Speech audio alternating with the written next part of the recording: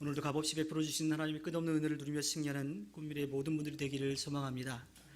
기상청에 따르면요, 이번 주부터 제주도로 시작해가지고 장마가 진다 그래요.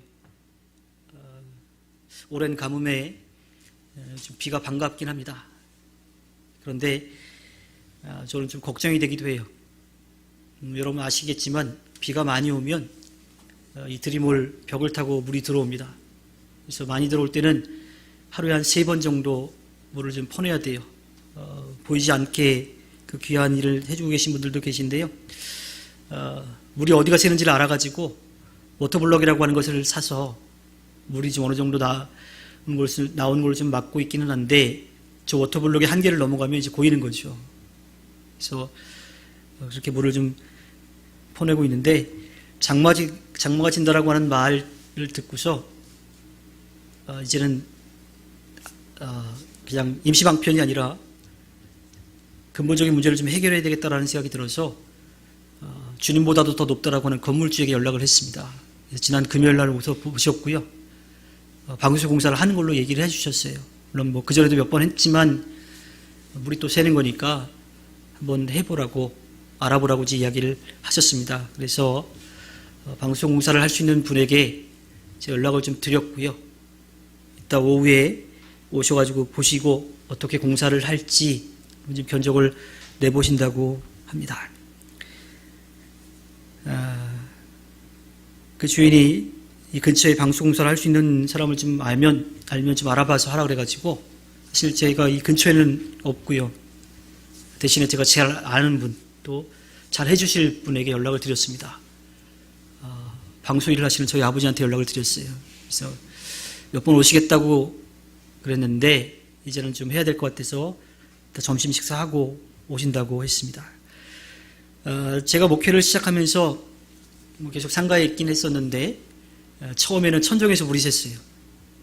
그리고 그 다음에는 바닥에서 물이 나오고 벽을 타고 들어오고 콘센트를 통해서 막 물이 폭포수처럼 쏟아지는 그런 적도 있었어요. 근데 아버지에게 그 말씀을 드렸더니 아버지가 하시는 말씀이, 방수장이 아들이 목회하는데 물이 새면 되겠냐고 오셔가지고 천정도 좀 막아주셨고 바닥에 물 새는 것도 좀 어느 정도 막아주셨습니다. 아들이니 아버지가 해줄 수 있는 것, 해주고 싶은 것으로 아마 해주실 겁니다.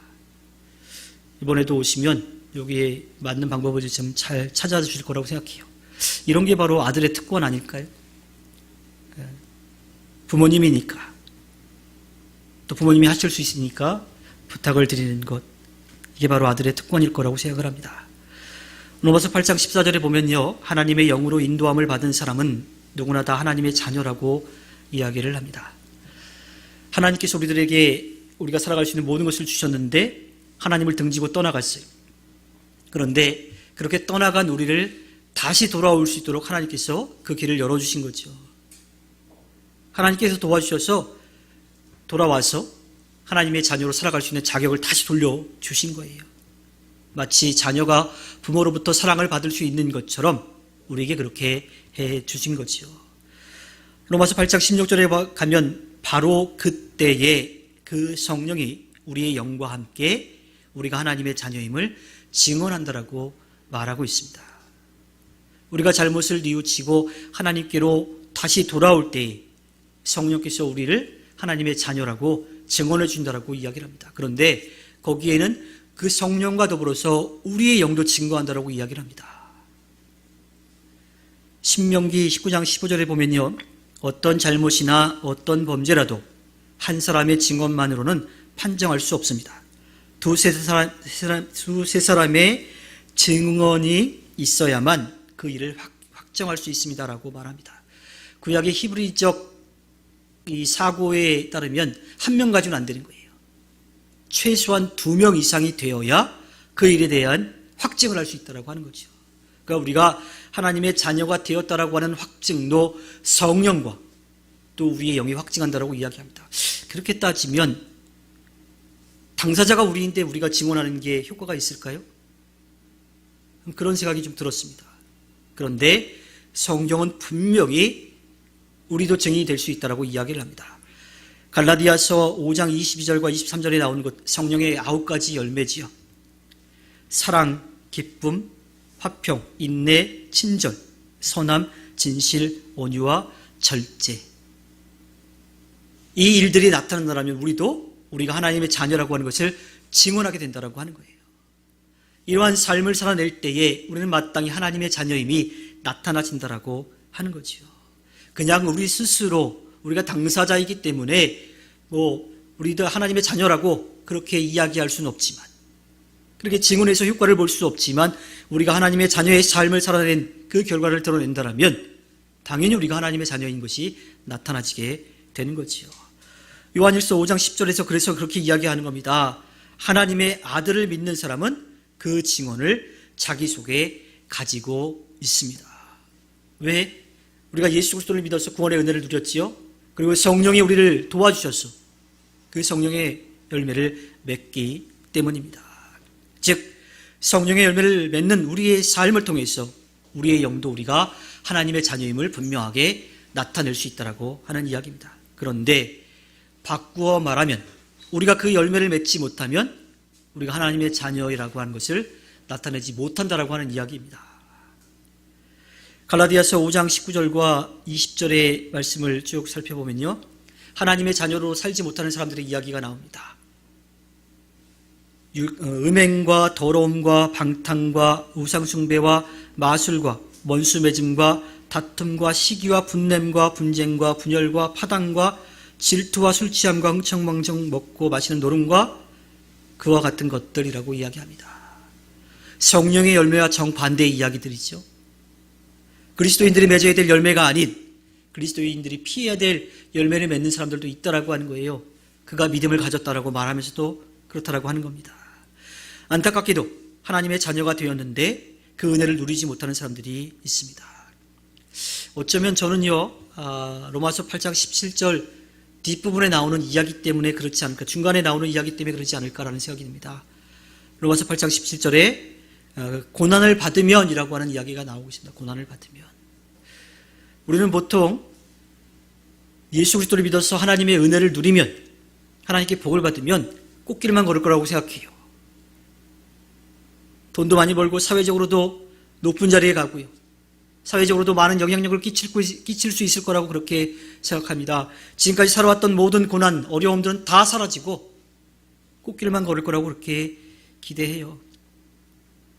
그런데 그렇지 못한 경우가 어쩌면 더 많아 보입니다. 물론 예수님께서 이 땅에서 행하신 놀라운 일들도 필요하다면 우리에게 지금 행하실 수 있도록 능력을 주실 거예요.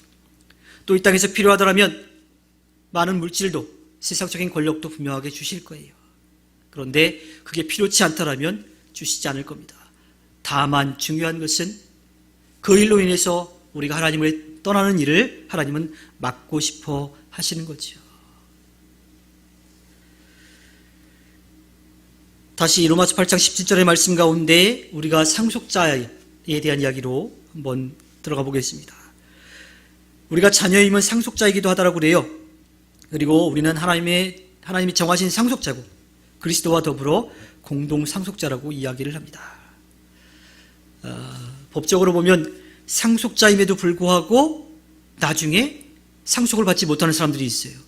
왜냐하면 자격 조건을 벗어났기 때문에. 상속자가 될 때에는 자격이 됐는데 상속을 받을 그때의 자격이 안 돼서 그 자격을 못 받는 사람들이 나타납니다. 그런데요, 하나님의 자녀가 된 우리들은요, 절대로 그렇지 않아요. 오히려 상속을 받을 수 없는 존재였는데 상속을 받을 수 있는 자가 되어버린 거예요. 그것도 우리가 잘해서가 아니라 하나님께서 우리를 그렇게 여겨주시기 때문입니다. 그렇게 될 수 있도록 성령께서 도우시기 때문이죠. 하나님의 자녀가 된 성도는요, 지난날이 어땠든지 하나님이 잊어버리셨어요. 무슨 일을 했는지 상관하지 않으십니다.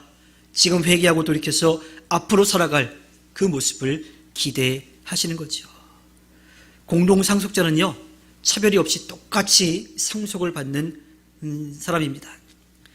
요한복음 17장 5절에 아버지 창세전에 내가 아버지와 함께 누리던 그 영광으로 나를 아버지 앞에서 영광이 되게 하여 주십시오. 또 시편 16편 5절에 주님이야말로 내가 받을 유산의 몫입니다. 주님께서는 나에게 필요한 모든 복을 내려주십니다. 나의 미래는 주님이 책임져 주십니다. 예수님이 상속자가 되셨는데 우리도 예수님과 똑같은 상속자가 됐대요. 공동 상속자가 됐대요. 그러면 예수님이 받은 유업을 우리도 받는 거예요. 그 유업은 하나님의 영광이라고 이야기합니다. 하나님이 언제나 우리와 함께 하심으로 하나님의 영광이 우리에게 나타나지는 거지요. 창세기 15장 1절에 이런 일들이 일어난 뒤에 주님께서 환상 가운데 아브라함에게 말씀하셨다. 아브라함아, 두려워하지 말아라. 나는 너의 방패다. 네가 받을 보상이 매우 크다.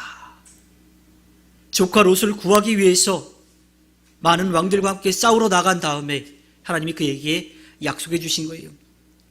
나는 너의 방패다. 그래 두려워하지 말아라. 네가 받을 보상이 크다라고 하는 거예요. 시편 73편 25절과 26절에 내가 주님과 함께하니 하늘로 가더라도 내게 주님밖에 누가 더 있겠습니까? 땅에서라도 내가 무엇을 더 바라겠습니까? 내 몸과 마음이 다 시들어도 하나님은 언제나 내 마음의 든든한 반석이시요 내가 받을 몫의 전부이십니다. 성전에서 찬양대를 지휘한 이 아삽이 지은 시인데 자기의 든든한 백이 하나님이라고 하는 거예요. 내 모든 것이 하나님의 돌보심이라고 그렇게 고백합니다. 하나님의 자녀로서 예수 그리스도가 받을 그 영광을 우리가 받는다고 그랬고요. 그 유업을 우리가 받는다고 그랬어요. 그것은 하나님과 함께하는 것이고 모든 것을 아시고 모든 것을 하실 수 있는 하나님이 우리를 지키시고 돌보아 주신다고 하는 겁니다. 이거보다 더 값지고 더 좋고 더 필요한 그 영광, 그 기업이 무엇이 있겠습니까?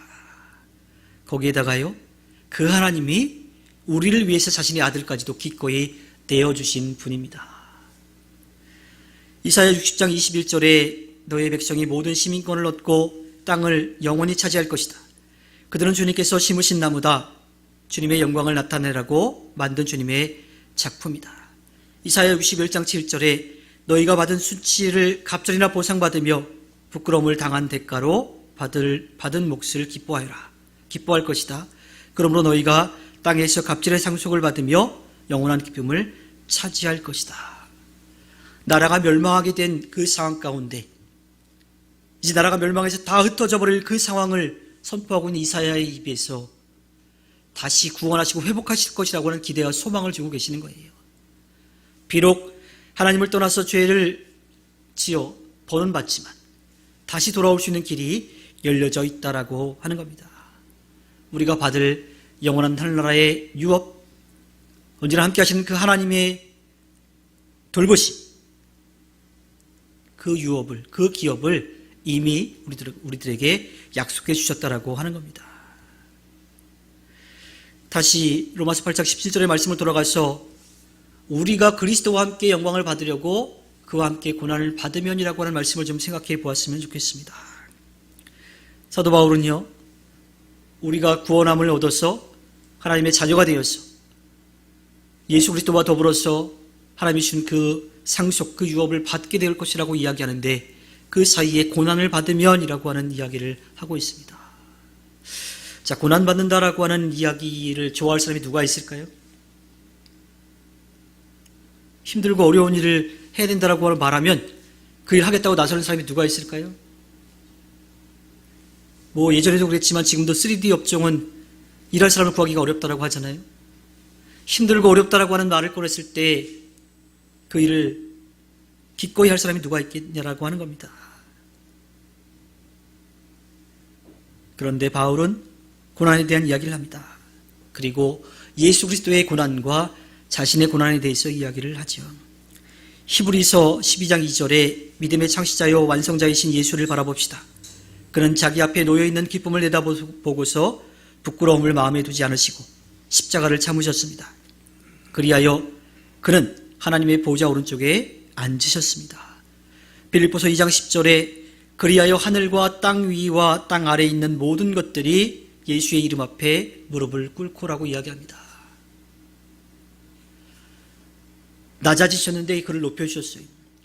죽음을 맞으셨는데 다시 살아나셨어요. 그리고 하나님의 아들이라고 하는 것을 분명하게 보여주셨습니다. 예수님도 그렇게 고난당하셨지만 하나님께서 그를 다시 살리시고 그 영광 중에 나타내셨다고 하는 것을 바울은 전하고 있습니다. 그리고 우리도 그 길을 따라가야 된다고 하는 거예요. 특히나 이 로마서를 읽게 될 그 로마 교회의 성도들이 겪게 될 어려움들을 바울은 알았어요. 유대인들로부터 공격당할 거고요. 또 로마로부터 공격당할 거예요. 그 공격이요, 그 박해가 얼마나 심한지 죽음의 공포 앞에 서고요, 실제로 죽기도 하게 되는 겁니다. 물론 지금 우리는 이러한 두려움과 공포 가운데 있지는 않을 거예요. 지금 뭐 예수 믿는다고 잡아가기를 합니까? 아니면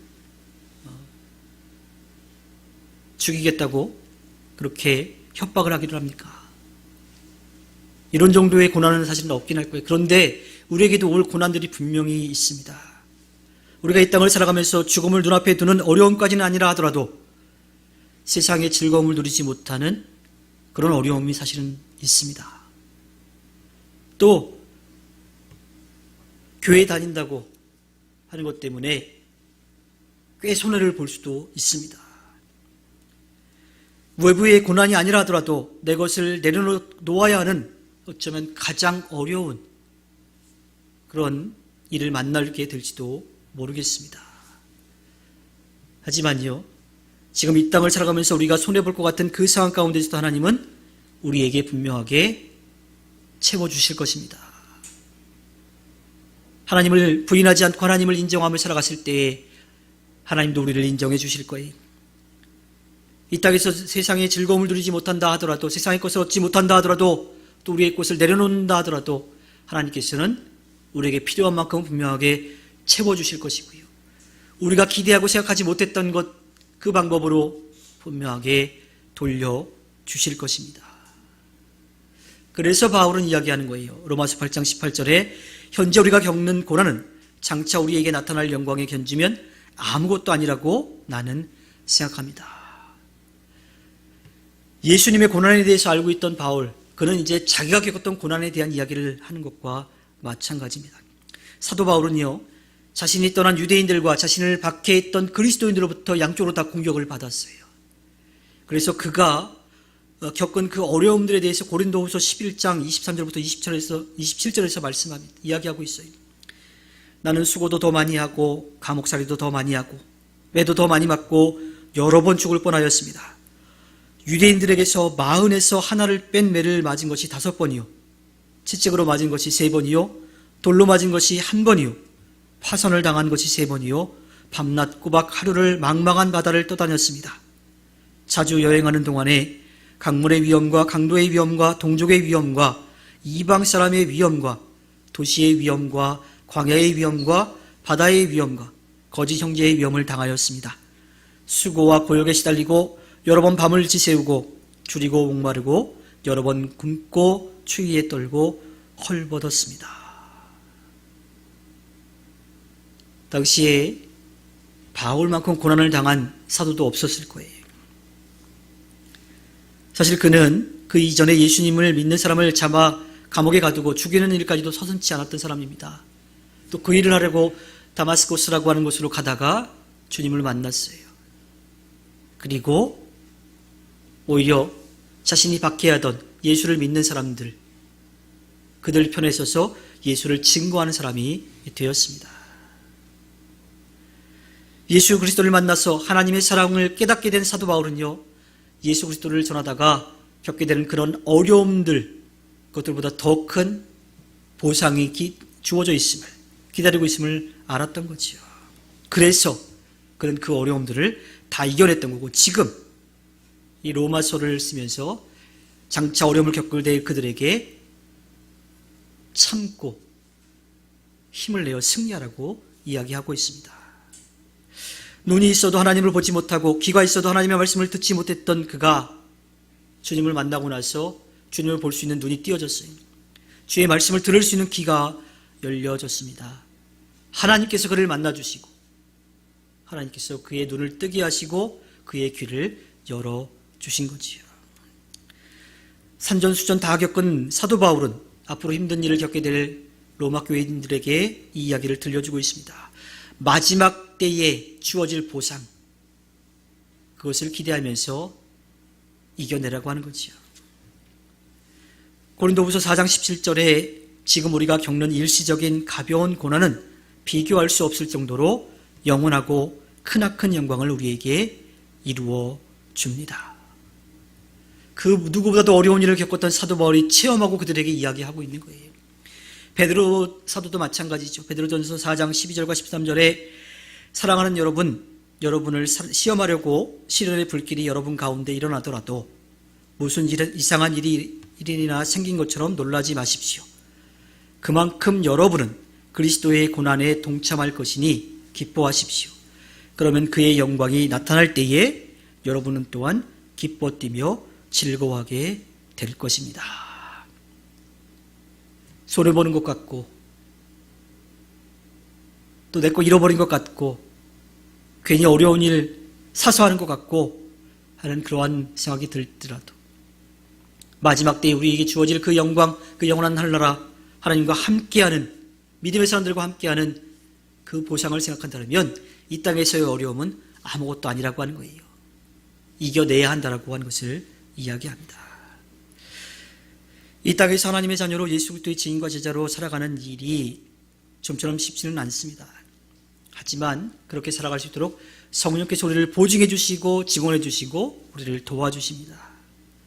우리는 겸손히 하나님을 인정하고 우리 곁에서 도우시는 성령의 손을 잡고 우리에게 주어진 삶을 열심히 살아가 성령의 열매를 맺으면 됩니다. 비록 지금은 내 것을 내려놓아야 하는 아쉬움이 있을지도 모르지만 우리에게 주어질 하늘나라 그 영원한 삶을 기대한다면 전혀 아쉬워할 필요가 없지요. 거기에 더해서 우리가 한 가지를 꼭 생각해 보았으면 좋겠습니다. 나중에 받을 것이 있기 때문에 지금 믿는 게 아니라 우리에게 구원의 은혜를 베풀어 주신 하나님의 은혜에 감사하여서 우리가 그렇게 살아가는 거예요. 보상 때문에 살아가는 것이 아니라 우리에게 주어진 은혜 때문에 우리가 그 성령의 열매를 맺으며 살아가야 한다고 하는 거예요. 힘들어도 버티고 견뎌라라고 하는 말이 있습니다. 저는 개인적으로 이 말을 별로 그렇게 좋아하지 않습니다. 버틴다? 견딘다? 이건 더 이상 발전이 없는 거예요. 모르겠어요. 제 국어사전 찾아보고 그렇게 했는데 버티고 견딘다라고 하는 이 말들 가운데에는 내 생각이 옳지 않지만 내가 그렇게 말했기 때문에 그 주장을 꺾지 않고 버틴다라고 하는 그런 뜻도 있더라고요. 그러면서 제가 들었던 생각은 우리는 그냥 내가 맞든지 틀린지 그냥 버티고서 그 자리에 그냥 서 있는 그러한 개념이 아니라 참고 이겨내서 하나님께서 원하신 일들을 해내는 그런 삶을 살아야 되지 않을까라는 생각을 하게 됩니다. 이 참다라고 하는 말에는요, 마음이 하는 것이라고 그렇게 이야기를 해요. 그래서 다른 것들을 버티다 견딘다라고 하는 말은 다른 동물들이라든지 아니면 뭐 건물 이런 것들에게도 쓰이는데 사람에게만 쓰인다라고 하더라고요.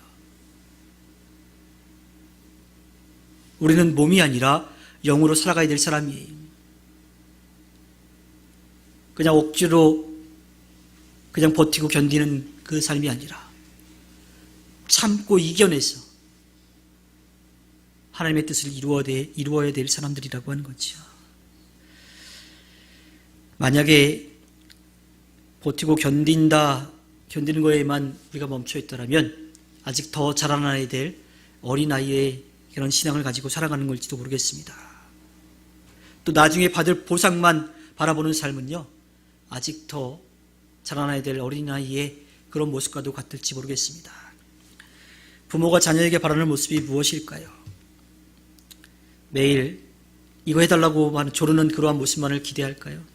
물론 어렸을 때는 그 모습이 예쁘겠죠. 다 해주고 싶겠죠. 그런데 그 어린아이의 모습에 가만히 머물러 있기를 원하지 않을 겁니다. 그 어린아이의 모습이 사라져서 아쉬울지는 모르겠지만 잘 자라나가지고 자기 몫을 하면서 살아가는 그 모습을 기대할 겁니다. 우리가 하나님의 자녀임을 기억하고 그렇게 하나님의 뜻에 따라 살아가서 하나님 앞에 기쁨을 드리는 삶을 살아내기를 바랍니다. 가만히 멈춰있고 그냥 그 자리만 지키는 수준이 아니라 나중에 받을 그 보상을 기대하면서 그것만 바라고 있는 삶이 아니라 우리에게 베풀어 주신 은혜를 감사하면서 그 하나님을 믿고 의지하면서 살아가는 그 모습이 우리에게 먼저 있기를 소망합니다. 그래서 어린아이와 같은 신앙, 또 나중에 것만 바라고 그냥 기다리는 신앙이 아니라 우리에게 주어진 일을 멋지게 해내서 하나님 앞에 기쁨을 드리는 꿈일의 모든 분들이 되기를 주님의 이름으로 부탁드립니다.